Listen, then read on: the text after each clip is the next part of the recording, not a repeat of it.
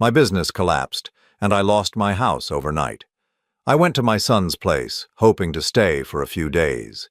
He said, "Dad, my wife isn't comfortable having you here." That night, I slept in my car. The next morning, a butler called me. He said his employer, a dying billionaire, had requested to see me before signing his will. "I'm glad to have you here. Follow my story until the end and comment the city you're watching from, so I can see how far my story has reached." I never imagined that at 62 years old, I would be sitting in my car in a McDonald's parking lot, trying to figure out where I was going to sleep that night. The smell of French fries mixed with the musty odor of my old Honda, and I couldn't help but laugh bitterly at the irony. 3 months ago, I had an office on the 15th floor of a downtown building. Now I was counting the $7.38 in my wallet, wondering if that would be enough for a cup of coffee and maybe a burger. The collapse happened so fast I still can't fully process it. 35 years building Hartwell construction from nothing, and it all disappeared in a matter of weeks. The lawsuit from the Morrison project was the final nail in the coffin. When their foundation cracked due to soil issues we couldn't have predicted, they came after us with everything they had. My insurance company found a technicality to deny coverage, and suddenly I was facing a $2 million judgment I couldn't pay. I lost the business first, then the house. The bank didn't care about my decades of perfect payment history. Numbers on a spreadsheet don't have feelings, and mine were all in the red. I managed to salvage a few $1,000s from the sale of my tools and equipment, but that money went fast. Rent, food, gas, the basic necessities that I'd taken for granted for so long. That's how I ended up at Michael's door on a Tuesday afternoon, holding a single suitcase and what remained of my pride. My son lived in a beautiful colonial house in the suburbs, the kind of place I'd dreamed of buying when he was little. His wife Sarah had expensive taste, and it showed in every perfectly arranged detail of their home. "Dad?" Michael opened the door looking surprised, even though I'd called ahead. "I thought you were coming this weekend." "Plans changed," I said, trying to keep my voice steady. "Is now a bad time?" Before he could answer, Sarah appeared behind him. I'd never been her favorite person, but the look she gave me that day was different. It wasn't just dislike. It was something closer to disgust. "Walter," she said, my name sounding like a burden in her mouth. "Michael told me about your situation." I shifted the suitcase to my other hand. "I was hoping I could stay for a few days just until I get back on my feet. I won't be any trouble." Sarah crossed her arms, and I noticed Michael's posture change immediately. He'd always been a good kid, but somewhere along, the way he'd learned to read his wife's moods like weather patterns. "The thing is," Sarah continued, her voice taking on that particular tone women use when they're about to deliver bad news wrapped in false concern, "we have the Hendersons coming to stay this weekend, and you know how small our guest room is." I looked at Michael, waiting for him to say something, anything. We both knew the Hendersons lived 20 minutes away and had never stayed overnight in their lives. "Maybe there's a motel nearby," Michael said finally, not meeting my eyes. "Something temporary until you figure things out." Standing there on their doorstep, I felt something break inside me that had nothing to do with money or houses. This was my son, the boy I'd taught to ride a bike, helped with homework, cheered for at every baseball game, the man I'd put through college even when it meant taking on extra debt. "I see," I said quietly. Sarah's expression softened just enough to look sympathetic. "It's not that we don't want to help, Walter. It's just that this is such a difficult time for everyone. Michael's been so stressed about work, and I'm dealing with my mother's health issues. We barely have the emotional bandwidth to handle our own problems." Emotional bandwidth. I wondered when caring for family became something that required bandwidth, like an internet connection. "Of course," I said. "I understand." But I didn't understand. I didn't understand how the same woman who'd called me every time she needed help, moving furniture or wanted someone to watch their dog during vacation trips, could suddenly find me too much of a burden for a few nights on their couch. "There's a Hampton Inn about 10 miles from here," Michael said, finally looking at me directly. "It's not too expensive." $95 a night. I'd checked their website on my phone before coming over. 3 nights would wipe out most of what I had left. That sounds perfect, I lied. Sarah brightened immediately, the way people do when an uncomfortable situation resolves itself in their favor. And once you're settled somewhere permanent, we'd love to have you over for dinner. Maybe next month? Next month. When the inconvenience of my presence would be limited to a few hours and a home-cooked meal. I hugged Michael goodbye, and for a moment he held on a little longer than usual. I thought maybe he was going to change his mind, invite me in, tell Sarah that his father needed help, and that was that. Instead, he patted my back and said, "Take care of yourself, Dad."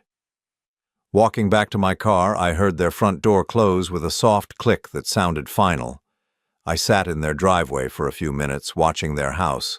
The lawn was perfectly manicured, the flower beds arranged with magazine precision. Through the living room window, I could see Sarah moving around, probably already forgetting I'd been there. The Hampton Inn was full. So was the Holiday Inn Express, and the 2 budget motels I tried after that. Apparently, there was some kind of conference in town, and every room was booked. By 8 o'clock, I was parked behind a 24-hour diner, trying to figure out how to sleep in a Honda Civic without looking like a homeless person. The irony wasn't lost on me. I'd spent my entire career building homes for other people, and now I couldn't find a place to sleep. That's when my phone rang. The number on my phone wasn't one I recognized. After the day I'd had, part of me wanted to let it go to voicemail, but desperation makes you answer calls you might otherwise ignore. Walter Hartwell? The voice was formal, precise, with just a hint of an accent I couldn't place. Speaking. My name is Edmund Blackwood.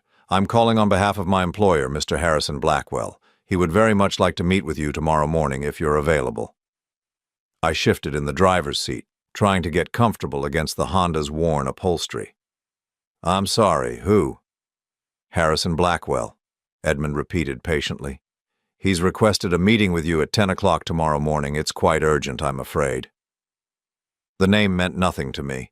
In 35 years of construction work, you meet a lot of people, but Harrison Blackwell wasn't ringing any bells. I think you might have the wrong Walter Hartwell, I said. I don't know anyone by that name. There was a pause, then the sound of papers rustling. Walter James Hartwell, born March 15, 1962, previously owner of Hartwell Construction? My stomach tightened. How do you know about my business? Mr. Blackwell has been quite specific about wanting to meet with you. He's not in the best of health, and time is rather precious. I looked around the empty parking lot. A few hours ago, I'd been turned away by my own son. Now a complete stranger was asking for a meeting like I was someone important. What does he want? I'm afraid I can't discuss the details over the phone, but I can tell you that Mr. Blackwell is prepared to compensate you for your time. Would $500 be sufficient for a 1-hour meeting? $500. More than I'd seen in weeks. I thought about my $7.38, about sleeping in my car, about the look on Sarah's face when she'd suggested a motel. Where? The Blackwell estate. I can send you the address. Shall we say 10 o'clock? I'll be there. After hanging up, I sat staring at my phone screen. The whole conversation felt surreal, like something that happened to other people. Rich strangers didn't just call up failed contractors and offer them money for meetings. But then again, a week ago, I wouldn't have believed I'd be sleeping in my car either. The address came through a few minutes later, 37 Elm Ridge Drive. I plugged it into my GPS and wasn't surprised to see it was in Millbrook Heights, where the houses started at $2 million and went up from there. I tried to sleep that night, but the Honda's seats weren't designed for someone my size. Every time I started to doze off, a car would pull into the diner's parking lot, headlights sweeping across my windshield. I spent most of the night staring at the ceiling, wondering what kind of man had enough money to pay $500 for an hour of a stranger's time. By morning, I was stiff, tired, and more than a little nervous. I cleaned up as best I could in the diner's bathroom, combing my gray hair with my fingers and splashing cold water on my face. The man in the mirror looked older than 62, worn down by months of stress and a night in a car. The Blackwell estate was everything I'd expected and more. The gates alone probably cost more than most people's cars, electronic and imposing, with B emblems worked into the iron scrollwork. A voice came through the intercom before I could even announce myself. "Mr. Hartwell, please proceed to the main house." The driveway curved through what looked like a professionally maintained park. Ancient oak trees lined the path, their branches forming a canopy overhead. The house, when it finally came into view, wasn't just large, it was magnificent. Colonial architecture with modern touches, probably 20,000 square feet, sitting on grounds that seemed to stretch forever. I parked my Honda between a Mercedes and a BMW, feeling like I'd brought a skateboard to a car show. Edmund Blackwood met me at the front door. He was exactly what I'd pictured. Tall, thin, impeccably dressed in a dark suit that probably cost more than my car. His gray hair was perfectly styled and his handshake was firm but brief. "Mr. Hartwell, thank you for coming. Mr. Blackwell is waiting for you in his study." He led me through rooms that belonged in a museum. Persian rugs covered hardwood floors that gleamed like mirrors. Oil paintings in heavy frames lined the walls, and every piece of furniture looked like it had been handcrafted by someone who'd never worried about money. The study was smaller than the other rooms, but somehow more impressive. Floor-to-ceiling bookshelves filled with leather-bound volumes, a massive mahogany desk, and windows that looked out over gardens that probably required a full-time staff. Harrison Blackwell sat behind the desk in a wheelchair, and I could see immediately that Edmund hadn't been exaggerating about his health. He was thin to the point of frailty, his skin pale and papery. But his eyes were sharp, alert, studying me with an intensity that made me uncomfortable. "Walter Hartwell," he said, his voice stronger than his appearance suggested. "Please sit down." I took the chair across from his desk, my work boots looking out of place on his expensive rug. "Thank you for coming," he continued. "I imagine you're wondering why I asked to see you." The thought had crossed my mind. He smiled, and for a moment something flickered in his expression. Recognition? Sadness? It was gone too quickly for me to be sure. "Tell me, Walter, do you remember a rainy night 8 years ago? October 23rd, to be exact. Route 12, just outside Millbrook?" My blood went cold. I hadn't thought about that night in years, had tried not to think about it, but suddenly I was right back there, rain pounding on my windshield, the curve coming up too fast, the headlights in the wrong lane. "How do you know about that?" Harrison Blackwell leaned forward in his wheelchair, his pale hands folded on the desk. "Because, Walter, I was in the other car." The words hit me like a physical blow. I gripped the arms of the chair, my heart pounding as that night came flooding back in vivid detail. The rain, the screech of brakes, the sickening sound of metal against metal. I'd tried so hard to forget, but some memories refused to stay buried. "You were—" I started, then stopped. My mouth had gone dry. Harrison nodded slowly. "The BMW that went through the guardrail. Yes, that was me." October 23rd, 8 years ago. I'd been driving home from a job site, exhausted after a 14-hour day trying to finish a kitchen renovation before the weekend. The rain had started around sunset and hadn't let up. Route 12 was always dangerous in weather like that with its sharp curves and steep drops, but I'd driven it 1,000 times. I was coming around the bend near Miller's Creek when I saw the headlights. They were in my lane, coming straight at me. The BMW was hydroplaning, completely out of control. I had maybe 2 seconds to react. "You swerved," Harrison said quietly, watching my face. "You could have stayed in your lane. The impact would have been head-on, but the other driver would have taken most of the damage. Instead, you swerved right into the guardrail." I remembered the decision, if you could even call it that. It was pure instinct. See danger, avoid it. I yanked the wheel hard, right, sending my truck into a skid that carried me straight into the metal barrier. The guardrail had held barely, but my truck was totaled. "You went through the rail," I said, the memory becoming clearer. "Down into the creek." 20 feet down, Harrison confirmed. "The car landed upside down in 3 feet of water. The impact knocked me unconscious." I closed my eyes, seeing it again. After my truck had come to a stop, I'd sat there for a moment, dazed, checking to see if anything was broken. That's when I'd heard the splash from below, seen the headlights pointing up through the rain. You climbed down, Harrison continued. The embankment was muddy, steep. You fell at least twice, I'm told. By the time you reached my car, it was filling with water. The details were coming back now, sharp and clear. The BMW had been crumpled like a tin can, driver's side down in the creek. Water was pouring in through the broken windows. I'd waded in, soaking myself to the waist in freezing October water. The door was jammed, I said softly. You broke the passenger window with a rock, cut your hands doing it. Then you pulled me out through the opening. I remembered that part vividly. Harrison had been unconscious, a dead weight, blood running from a gash on his forehead. Getting him through that window and up the embankment had been one of the hardest things I'd ever done physically. By the time I'd dragged him to the road, my back was screaming and my hands were torn up from the broken glass. The ambulance came, Harrison said. You rode with me to the hospital, stayed until my wife arrived. The doctors said if I'd been in that water for another few minutes. He didn't finish the sentence. He didn't need to. You saved my life, Walter. I shifted uncomfortably in the chair. Anyone would have done the same thing. Harrison's laugh was bitter. Would they? The police report said 3 other cars passed the scene before you arrived. 3 people who saw my headlights in the creek and kept driving. I hadn't known that.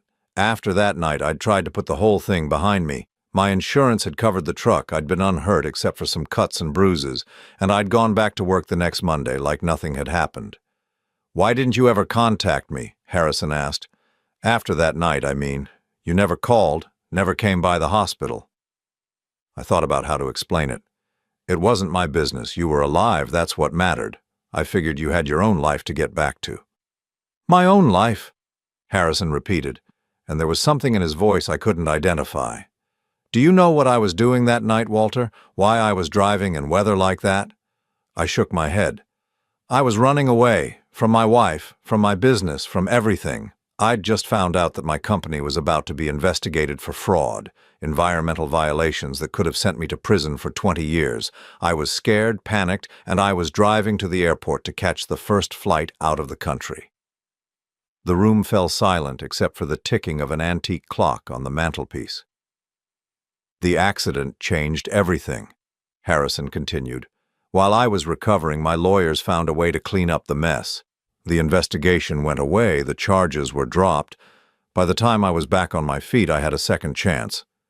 He reached into his desk drawer and pulled out a thick manila folder. I built this empire because of that night, Walter. Because you gave me the chance to make things right. Blackwell Industries is worth $800 million today. I own real estate in 12 states, manufacturing facilities in 6 countries. All of it exists because you pulled me out of that creek. My head was spinning. I don't understand why you're telling me this. Harrison opened the folder and spread several documents across his desk.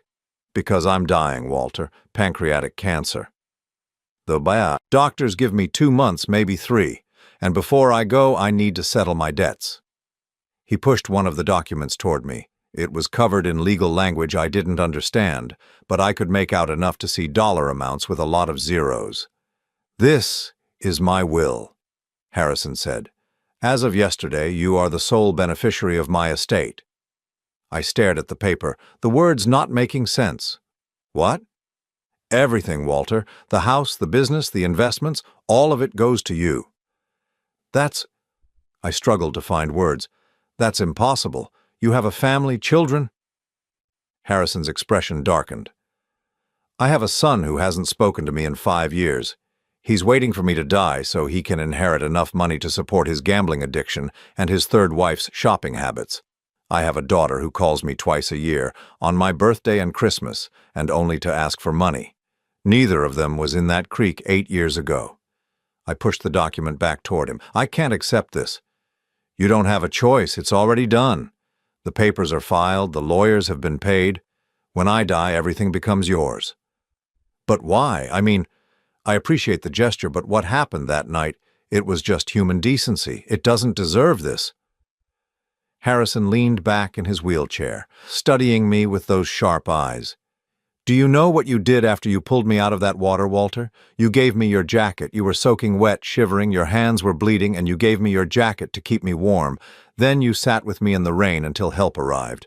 You held my head to keep the water out of my mouth. I had forgotten about the jacket. You didn't know who I was. For all you knew, I was some drunk who'd nearly killed you, but you treated me like I mattered. Like my life had value. Do you have any idea how rare that is? Anyone would have—" "No," Harrison interrupted firmly.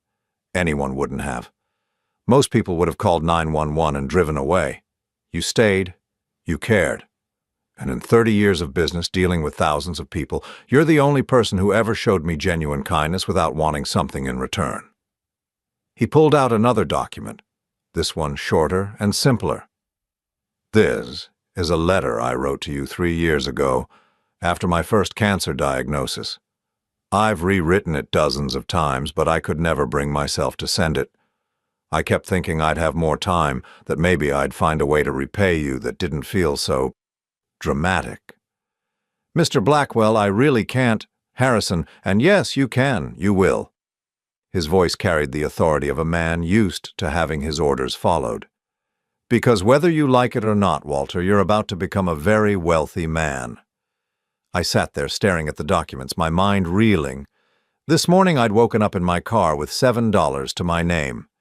Now this stranger was telling me I was going to inherit hundreds of millions of dollars.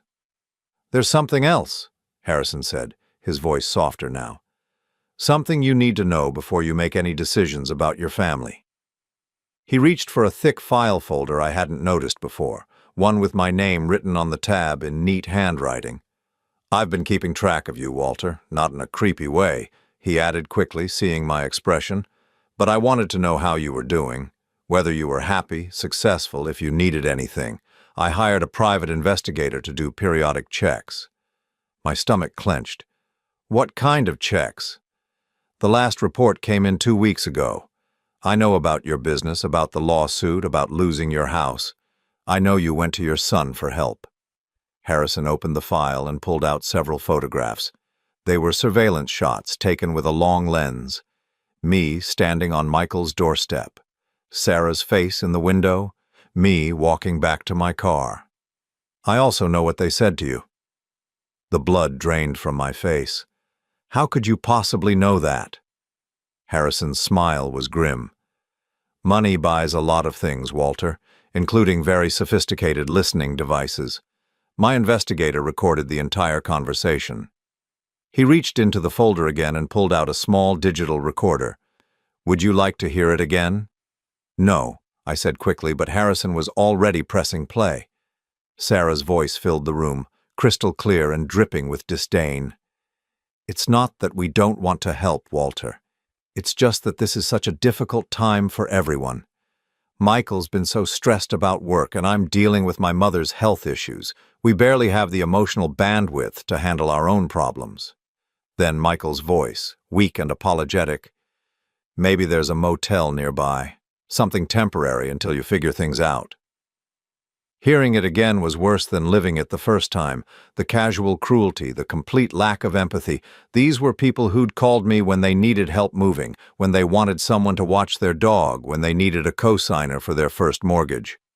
Harrison clicked off the recorder. "There's more, if you'd like to hear it. Conversations they had after you left. About how relieved they were that you didn't push harder, about how they'd been dreading this day for months, knowing eventually you'd come asking for help." I felt sick. "Why are you showing me this?" "Because you need to understand who these people really are before you make any decisions about your future, and because there's something else you should know." He pulled out another document, this one with Michael's name at the top. "Your son owes $43,000 in credit card debt. His wife has a shopping addiction that they've been hiding for years. Their mortgage is underwater and they're 3 months behind on payments." My head was spinning. "How do you know all this?" "Credit reports, bank records, public filings. It's amazing what money can buy in terms of information." Harrison's expression was grim. They're facing foreclosure, Walter. Within 6 months, they'll lose their house. But Michael said business was good. He got that promotion last year. The promotion came with a salary increase of $8,000 annually. Sarah's spending increased by $30,000 that same year. Harrison showed me a spreadsheet covered in numbers.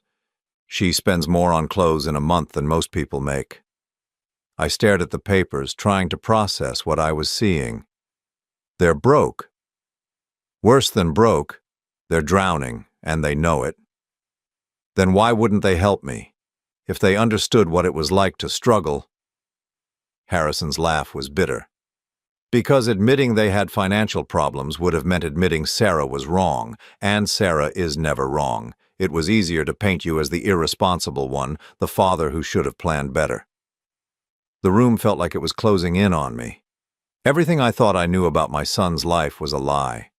The beautiful house, the expensive cars, the perfect suburban existence. It was all built on debt and denial. "There's more," Harrison said gently. "Conversations between your son and his wife about you, about your financial situation." He pressed play on the recorder again. "He's probably expecting us to bail him out," Sarah's voice said. "I mean, that's what parents are for, right? To clean up their children's messes." "Dad's not my child," Michael replied, but his voice was uncertain. "Might as well be. He's always been impractical. Who starts a construction business without planning for economic downturns? It's like he never learned how to be a real adult." Michael's voice again. "Maybe we could help him with a small loan." "With what money, Michael? We can barely cover our own expenses. Besides, he made his choices. He had 35 years to save for retirement, to build a safety net. It's not our fault he didn't." "But he's my father, and I'm your wife. Your primary responsibility is to me and our future children, not to some old man who couldn't manage his own life properly." The recording stopped. I sat there in silence, feeling like I'd been punched in the stomach. Future children. They'd been talking about having kids while simultaneously discussing how I was too much of a burden to help. "How long have you had this?" I asked. "The recording?" 2 days. My investigator sent it right after it happened." Harrison leaned forward in his wheelchair. "Walter, I want you to understand something. Your son didn't refuse to help you because he couldn't. He refused because she told him to, and he chose her opinion over his father's welfare. I thought about Michael as a little boy, how he used to follow me around job sites wearing a tiny hard hat I'd bought him, how he'd beamed with pride when I taught him to use a level, how he'd called my work building dreams. When had that admiration turned into resentment? "She's been working on him for years," Harrison continued, apparently reading my thoughts. "I have recordings going back 8 months. Little comments about how you're too dependent, too emotional. How successful men don't let family drama interfere with their goals." "He used to call me every Sunday," I said quietly. "When did that stop?" Harrison consulted the file. 14 months ago, right around the time Sarah started her campaign to help Michael establish healthy boundaries with toxic family members. Toxic. My own son thought I was toxic. "She's very good at it," Harrison said. "Manipulation, I mean. It's subtle, gradual. She never directly said he shouldn't help you. She just made him feel guilty for wanting to, made him think that caring about his father was a sign of weakness." I buried my face in my hands. 35 years of being a good father, of putting Michael's needs first, of working extra hours to pay for his college, his wedding, the down payment on his first apartment, all of it erased by a woman who saw me as competition for her husband's loyalty. "Why are you telling me this?" I asked. "I mean, I appreciate the money, the will, but why the investigation? Why dig into my family's dirty laundry?" Harrison was quiet for a long moment. "Because 8 years ago you showed me what real character looks like. You risked your life for a complete stranger, and you never asked for anything in return. I've spent these past years watching you, and I've never seen you deviate from that character, not once." He gestured toward the recorder. "But I also wanted to make sure you understood what you're dealing with, because what's about to happen next is going to test every relationship you have." "What do you mean?" I mean that when I die, which will be very soon, and when this will becomes public knowledge, your family is going to suddenly become very interested in reconciliation. They're going to come to you with tears in their eyes, talking about how sorry they are, how they made a mistake, how much they love you. I felt a chill run down my spine. Sarah will probably even suggest that her behavior was caused by stress, by worry about Michael's job security. She'll make herself the victim of circumstances beyond her control, and Michael will stand there nodding, believing every word. You think they'll try to get the money? I don't think it, Walter. I know it. Because I've seen this before. Money changes everything, and everyone around you will suddenly remember how much they care. Harrison pulled out one more document. This one sealed in an envelope with my name on it. This is a letter I want you to read after I'm gone. It contains some additional information about your family, some things I discovered that will help you make informed decisions about your future. What kind of things? The kind that will make it very clear who you can trust and who you can't. Harrison's expression was sad. I'm sorry, Walter. I know this isn't what you wanted to hear, but you deserve to know the truth before you have to make any choices. I took the envelope, noting how heavy it felt in my hands. How long do I have? I asked. Before days, maybe a week. The doctors aren't sure. Harrison smiled, and for the first time since I'd arrived, it looked genuine. But I'm not afraid. I've made my peace with everything, settled my debts, including the one I owed you. You don't owe me anything. I owe you everything. His voice was firm. And now you'll have the resources to build whatever kind of life you want, without having to depend on people who see you as a burden.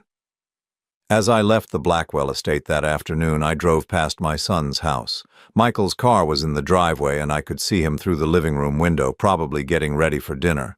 A normal evening in what looked like a normal life. But now I knew the truth about what was behind that perfect facade. The debt, the lies, the casual cruelty, and soon I'd have to decide what to do with that knowledge. The envelope from Harrison sat heavy in my jacket pocket, full of secrets I wasn't sure I wanted to know. But as I drove toward the motel I could now afford, I realized that for the first time in months I wasn't afraid of tomorrow. I was angry, and that felt surprisingly good. Harrison Blackwell died on a Tuesday morning exactly 5 days after our meeting. I got the call from Edmund while I was having breakfast at the diner where I'd been eating most of my meals. The funeral was private, he said, just immediate family. I wasn't invited, which was fine by me. I'd said my goodbyes already. The will reading was scheduled for the following Friday. Edmund had insisted I attend, even though I already knew what it contained. He said there were additional documents Harrison wanted distributed, things that couldn't be handled through normal legal channels. I spent those intervening days in a strange kind of limbo. I'd upgraded from sleeping in my car to a decent motel room, but I didn't dare make any major plans. Part of me still couldn't believe this was real. Maybe Harrison had changed his mind at the last minute. Maybe his family would contest the will. Maybe I'd wake up tomorrow and find out it had all been some elaborate mistake. But Friday morning came, and Edmund called to confirm the appointment. The law offices of Pemberton, Hayes & Associates occupied 3 floors of a downtown building that screamed old money, the kind of place where the furniture was older than most people and the secretaries spoke in hushed, reverent tones. I arrived 15 minutes early, wearing the only decent suit I owned. It was 5 years old and didn't fit quite right anymore, but it was clean and pressed. The receptionist directed me to a conference room on the 20th floor, where floor-to-ceiling windows offered a view of the city that probably cost more per square foot than most people's entire apartments. I wasn't alone. Harrison's son, Richard, sat at one end of the massive mahogany table, looking like he'd rather be anywhere else. He was younger than I'd expected, maybe 35, with his father's sharp eyes but none of his presence. His suit probably cost more than my car, and his watch caught the light in a way that suggested serious money. His sister, Amanda, sat across from him, checking her phone with the bored expression of someone who considered this whole proceeding a waste of her time. She was beautiful in the way that money makes possible: perfect hair, perfect makeup, clothes that fit like they'd been made specifically for her body. Neither of them acknowledged my presence when I walked in. The lawyer, James Pemberton, was exactly what central casting would have ordered for this role. Gray-haired, distinguished, expensive suit, and the kind of voice that suggested generations of prestigious education. He spread several folders across the table and cleared his throat. "We're here today for the reading of the last will and testament of Harrison Maxwell Blackwell," he began, his tone formal and impersonal. "As you all know, Mr. Blackwell made some significant changes to his estate planning in the weeks before his death." Richard leaned forward. "How significant?" Pemberton consulted his notes. "The previous will, dated 3 years ago, left the bulk of the estate divided equally between his 2 children. The new will, executed 2 weeks ago, supersedes that document entirely." Amanda looked up from her phone for the first time. "What do you mean, supersedes?" "I mean, Miss Blackwell, that the new will contains very different provisions." Pemberton opened the first folder and began reading in that measured, legal tone that somehow managed to drain all emotion from even the most shocking statements. "To my son, Richard, who has spent the last 5 years waiting for me to die so he can inherit enough money to support his gambling debts and his wife's spending habits, I leave the sum of $100,000. This should be sufficient to pay for rehabilitation programs should he choose to address his addictions." Richard's face went white. "What the hell is this?" Pemberton continued reading without pause. "To my daughter, Amanda, who has called me exactly 16 times in the past 5 years, each time to request money for various personal expenditures, I leave the sum of $100,000. Perhaps this will purchase enough designer handbags to fill the emptiness that material possessions clearly haven't filled so far." Amanda shot to her feet. "This is insane. He can't do this." "I assure you, Miss Blackwell, your father was of sound mind when he executed this document. There are medical evaluations to confirm his mental competency." "Then who gets everything else?" Richard demanded. Pemberton turned to me. "The remainder of Mr. Harrison Blackwell's estate, valued at approximately $786 million, including all business interests, real property, investments, and personal effects, is left to Walter James Hartwell." The silence that followed was so complete I could hear the air conditioning humming through the vents. Richard and Amanda both stared at me like I'd just materialized out of thin air. "Who the hell is Walter Hartwell?" Amanda finally asked. Pemberton consulted his notes again. "According to the documentation provided by your father, Mr. Hartwell saved his life 8 years ago in an automobile accident. The will specifically states that Mr. Hartwell is the only person who ever showed me genuine kindness without expecting anything in return." Richard's chair scraped against the floor as he pushed back from the table. "This is insane. Our father leaves nearly $800 million to some random stranger because of a car accident." "Not random," I said quietly. It was the first time I'd spoken since entering the room. "I pulled your father out of a creek after his car went through a guardrail. He would have drowned if I hadn't been there." Amanda rounded on me. "So what? You did what any decent person would do, and now you think you deserve our inheritance?" "I didn't ask for this," I said. "I didn't even know who your father was until a week ago." "Bullshit," Richard snapped. "Nobody gives away that kind of money to a stranger. What's your angle? What did you do to manipulate him?" Before I could answer, Pemberton cleared his throat again. "There are additional documents your father asked me to distribute." He handed me a sealed envelope with my name on it, then gave similar envelopes to Richard and Amanda. He requested that these be opened and read aloud in everyone's presence. My envelope contained a single sheet of paper with Harrison's letterhead. The handwriting was shaky but legible. "Walter," I read aloud, "if you're reading this, then Richard and Amanda have just learned that their years of indifference and greed have finally caught up with them. They're probably calling you a manipulator, suggesting you somehow tricked a dying old man into changing his will. Don't let them. You earned this inheritance 8 years ago, when you risked your life for a stranger. But you've proven you deserve it every day since by living with integrity and kindness, qualities my children never learned." I looked up to see both siblings, staring at me with undisguised hostility. Richard tore open his envelope and began reading in a voice tight with anger. To Richard, your gambling debts currently total $623,000. You've borrowed against your trust fund, taken cash advances on 17 different credit cards, and forged my signature on 3 separate occasions to access funds from accounts you had no right to touch. The private investigator's report is attached for your reference. His face was scarlet now. He was having us investigated? Amanda's hands were shaking as she opened her own letter. To Amanda, in the past 3 years, you've spent over $400,000 on clothes, jewelry, and cosmetic procedures while claiming to be a struggling artist. You've never sold a single painting, never held a job for more than 2 months, and you've been living off money you've been stealing from the household account for years. The documentation is attached. She crumpled the letter in her fist. This is harassment. This is character assassination. This is truth, Pemberton said calmly. Your father was very thorough in his documentation. Richard turned to me, his face twisted with rage. You did this. You poisoned him against us. I met your father exactly once before he died, I said. Last week. Then how did he know about our...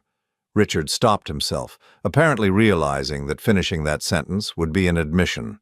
Your father hired private investigators, Pemberton explained. He wanted to understand who he was leaving his money to. That included investigating his own children. Amanda was crying now, but they were angry tears, not sad ones. He was our father. How could he humiliate us like this?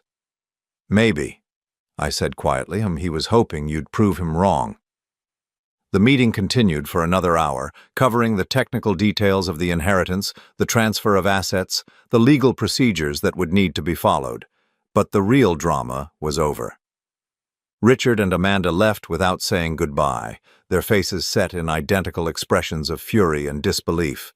As I walked to my car afterward, my phone rang. Michael's name appeared on the screen. Dad, I just heard, is it true? About Harrison Blackwell? Word traveled fast in a city this size. I wondered who had called him, how the news had already spread. It's true. Jesus, Dad, $700 million? I can't even, that's incredible. There was something in his voice I'd never heard before. Not excitement exactly, more like calculation. Yeah, I said, it's incredible. Listen, Sarah and I were talking and we feel terrible about the other day. We were stressed, overwhelmed, and we said some things we didn't mean. We'd love to have you over for dinner tomorrow night. To celebrate and to apologize. I sat in my car outside the law office, looking up at the building where I'd just inherited more money than I could spend in 10 lifetimes. 24 hours ago, these same people had told me they didn't have the emotional bandwidth to help their homeless father. Now they wanted to celebrate. That's very generous, I said. Let me think about it. Of course, take your time. We'll be here whenever you're ready. After hanging up, I drove to the cemetery where my wife was buried. Margaret had been gone for 12 years now, cancer taking her just 2 years before, the accident that had changed everything. I sat by her headstone and told her about Harrison, about the inheritance, about our son's sudden change of heart. What should I do, Maggie? I asked the granite marker. You always knew what was right. The wind rustled through the oak trees overhead, but it didn't sound like an answer, it just sounded like wind. That night, I opened the sealed envelope Harrison had given me during our meeting, the one with additional information about my family. Inside were photographs, bank records, and a transcript of a conversation between Michael and Sarah from just 3 days ago. If he really does inherit all that money, Sarah's voice said on the recording, we need to make sure we're back in his good graces. I've been thinking about how to handle this. Handle what? The reconciliation. We can't just pretend nothing happened. We need a story that explains our behavior without making us look bad. What kind of story? We were protecting him. We knew he was proud and we didn't want him to feel like a charity case. So we encouraged him to be independent, to solve his own problems. It was tough love. Michael's laugh was hollow, You think he'll buy that? He'll want to buy it. Nobody wants to believe their family doesn't care about them. Give people a face-saving explanation, and they'll usually take it. I turned off the recording and sat in the darkness of my motel room, feeling something cold and hard settle in my chest. Tomorrow I'd go to dinner at my son's house, but not for the reasons they expected. I arrived at Michael's house at exactly 7 o'clock, carrying a bottle of wine I'd bought for the occasion. Not an expensive one. I was curious to see if they'd notice. Sarah answered the door wearing a dress I'd never seen before, something that probably cost more than I used to make in a week. "Walter." She embraced me like we were old friends, holding on just a little too long. "I'm so happy you could come. We have so much to talk about." The house looked different somehow. Cleaner, more organized, like they'd spent the day preparing for an important guest. The dining room table was set with their good china, candles flickering in crystal holders. It was the kind of effort they'd never made for regular family dinners when I was just their broke father. Michael appeared from the kitchen, grinning broadly. "Dad, come in, come in. Can I get you a drink? We've got that scotch you like." I'd never expressed a preference for any particular scotch, but I didn't correct him. "Just water for now," I said. Sarah took my arm, guiding me toward the living room. "We thought we'd sit and talk before dinner. There's so much catching up to do." We settled into their expensive furniture, and for a few moments nobody spoke. They kept glancing at each other, some kind of silent communication I wasn't supposed to notice. "So," Michael finally said, his voice carefully casual, "this inheritance thing, that's really something." "It is." $700 million, Sarah said, shaking her head in apparent amazement.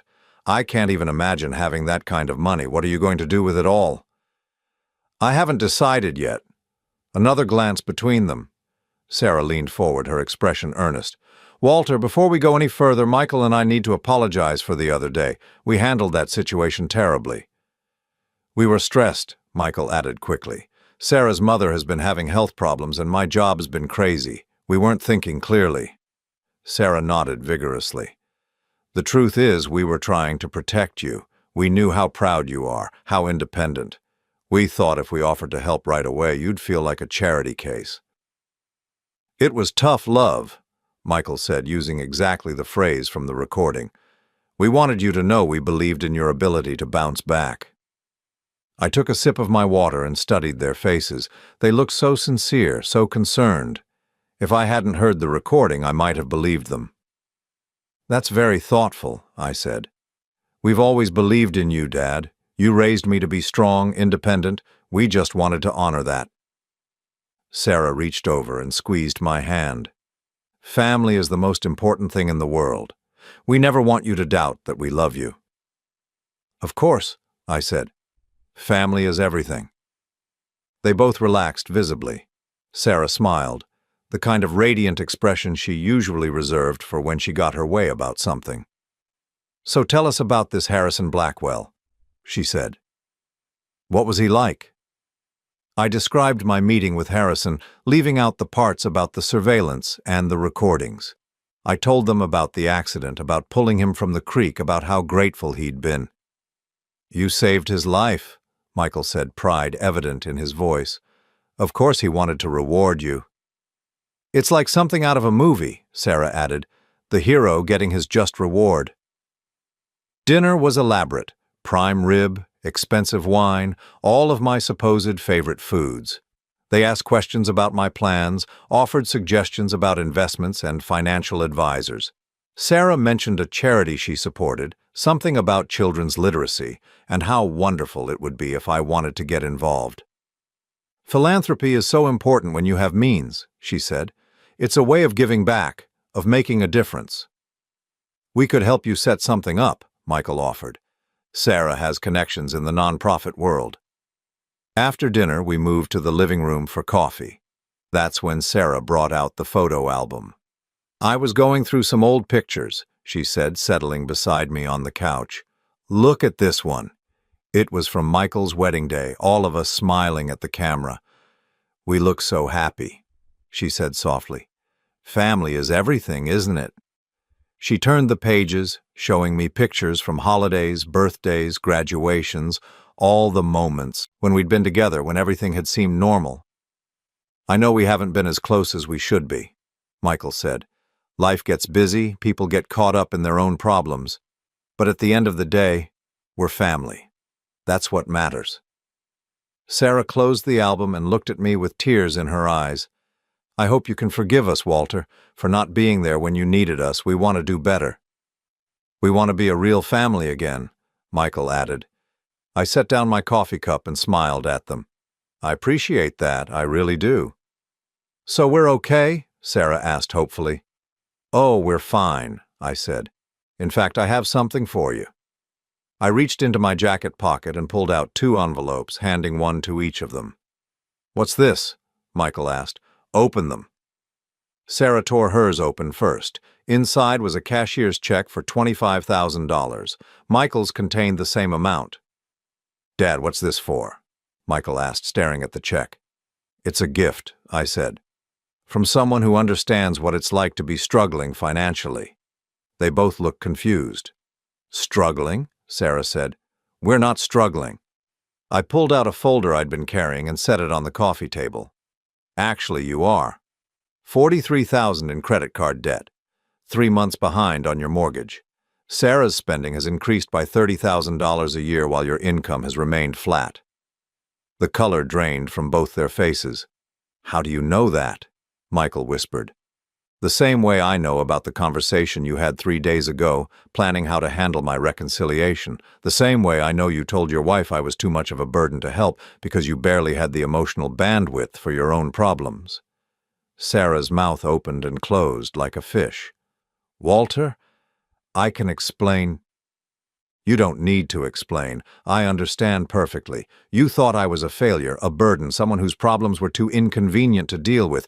You were probably hoping I'd just disappear so you wouldn't have to feel guilty anymore." Michael leaned forward, desperation creeping into his voice. "Dad, that's not fair. We love you." "No," I said quietly. "You love what I can give you. There's a difference." I stood up, buttoning my jacket. "The checks are yours to keep.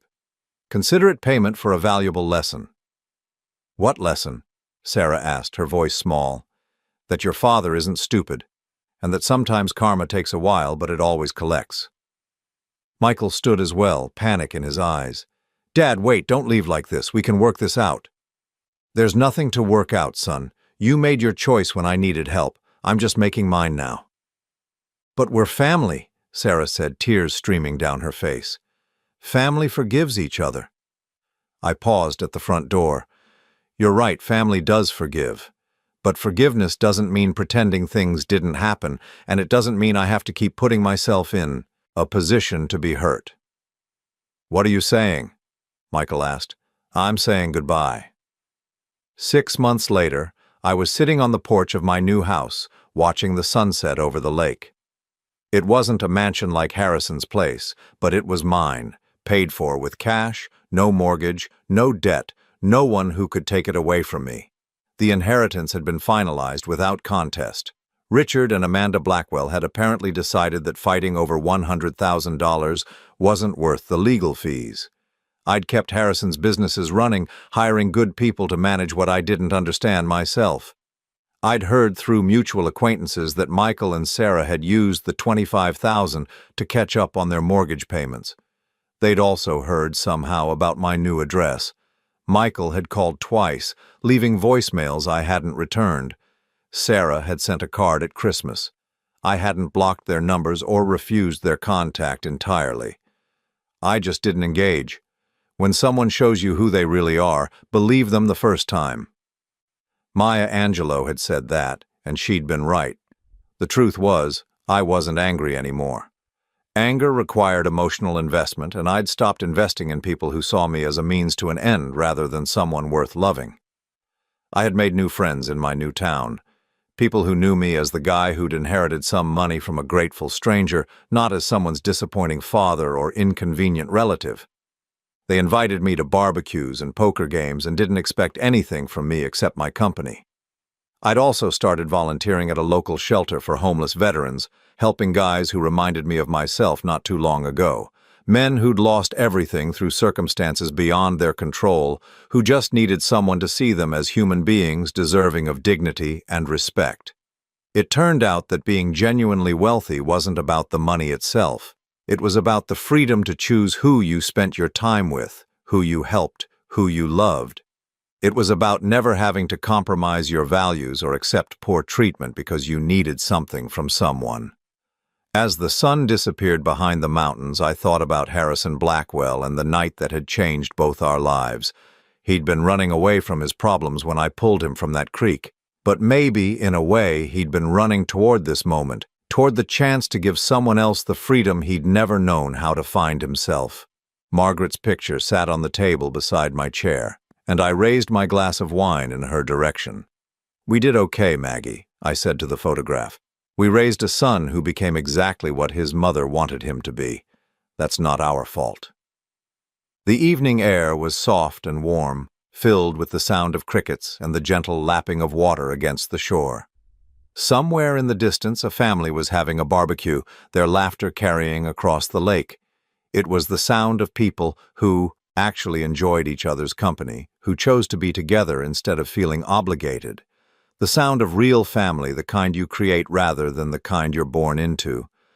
I closed my eyes and listened, and for the first time in longer than I could remember, I felt completely at peace.